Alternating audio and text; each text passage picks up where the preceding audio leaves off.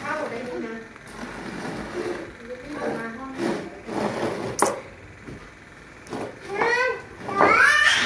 กินกระเพาะต้มไว้ให้เอาเอิ้นมาที่ตัวที่กินแล้วก็เอิ้นนี่ตัว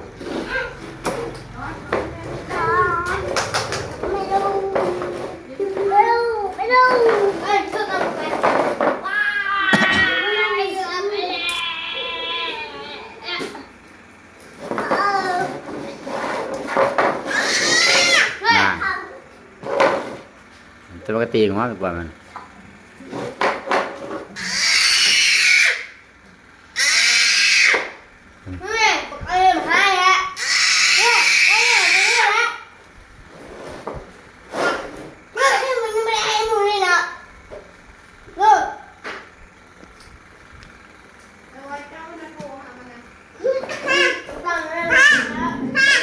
หามาตัวแล้ว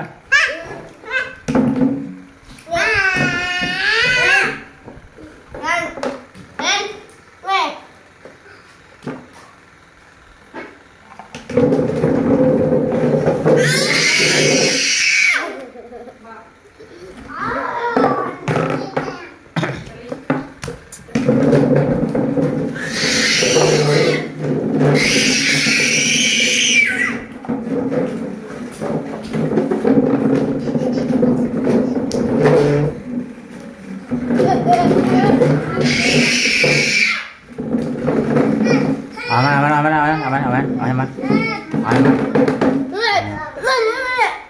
จะมันก็มาตีหัวแล้วนะพวกสีหน้ามัน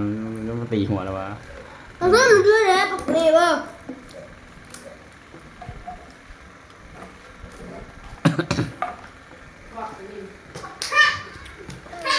ไปพื้นคอยเห็ดเลยคอยเห็ดเลย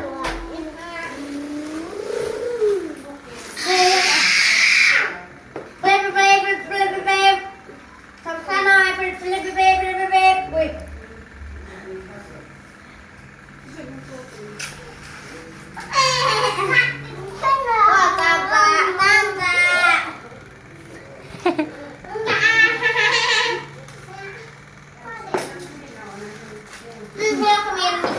ไปน้องฮิโร่ไปน้องฮิโร่